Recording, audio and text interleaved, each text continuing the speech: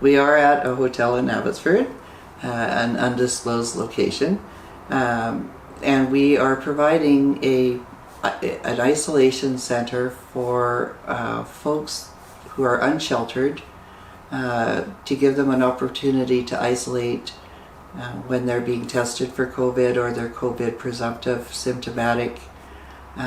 So we've been running that since the middle of April of this year. If anything good has come of this pandemic, it was that it gave us the opportunity to work with these populations more closely and to offer them the opportunity to first be tested for COVID, but secondly be assessed, because along with that we discovered that they had so many medical needs that weren't being addressed, and they weren't connected to any family physician or any type of services like that. And so we were able to assess them and get them kind of on a healthier path. And the difference that it's made in these folks has just been absolutely remarkable. She deserved better. I mean, like, you know, when we found out that we were going to have a baby and, you know, like living in a tent and stuff, in a way it was really kind of a wake-up call, you know, and like I didn't know what was going to happen. Like I felt kind of hopeless and kind of, you know, like kind of desperate. And like, you know, by the time the police officers came and we were given you know, the notice that we had to vacate, you know, and it's like, well, where are we supposed to go? There's no point. I said, yeah, you shouldn't worry, like, you know, I have faith in God, and I said, you know, something will work out and, you know, we'll be okay. And That's right. which is, yeah, I was surprised. Like, I was even surprised that it was coming out of my mouth, because like I'm such a worrywart, and like, you know, usually I'd be freaking out, like wondering what we were gonna do. And then like a few days later, we ended up here, and yeah. You know, and like, you know, we got a room, like, you know, a roof over our head, and like 3 meals a day, and like access to healthcare, and Yeah. you know, and the hub has like people that can come and pick her up, take her to her medical appointments. Peter has been somebody that I think you could refer to him as like a caseworker. He's been kind of helping us. He's given me rides back and forth to the hospital so we can visit our baby son. You know, and we're looking forward to bringing him home soon, by the way. He's still in the hospital. He's in the NICU, and we're looking forward to him coming home. He's doing wonderfully, and you know, and he's just such a precious little guy. He's like the most beautiful baby ever. He's already gained back his birth weight. Well, we just can't wait to spoil him, right? Like, you know, obviously we're very loving parents, and we weren't sure what was going to happen. We just knew that at some point we decided that we were going to do our very best and our damnedest to stand up on our feet and to change so that we can be parents.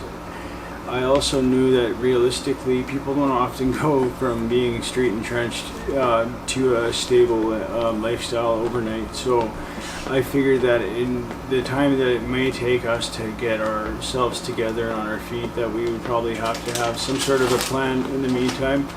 And it just so happened that I have... When was surgery too? Well, we have a few things that we want to try to, you know, make a priority, including him, you know. And getting her healthy is important too. So my mom has been very instrumental. She was a complete blessing. She offered to help out, and so we've got a nursery set up at her house. The staff have been wonderful here. Yeah. Like, you know, Yeah. Okay. they've been like so, you know, so helpful and just you know, friendly and Well, they love us. you know, they do, right? Like, Yeah. you know, like some of them are like dear friends of mine from years and years and years ago. You know, as you know, small world, right? But like, you know, for the most part, like they've had a chance to watch us grow, and I know that it's had an impact on them as well. You know, Yeah. I mean, because I can see it. Like, you know, people are becoming more, you know, they're more attracted to you know, talking to us, and like, you know, I can see that people have joy when they see that we're doing better, right? So Yeah. that gives me some hope. You know, if we can get from where we were to here, then you know, sky's the limit, right? You know, we can Yeah. be stable parents living with you know, our baby in a pure home and having you know, maybe having a good job and you know, like you know, doing the things that I should be doing. Getting our lives back on track. Getting our lives back, definitely.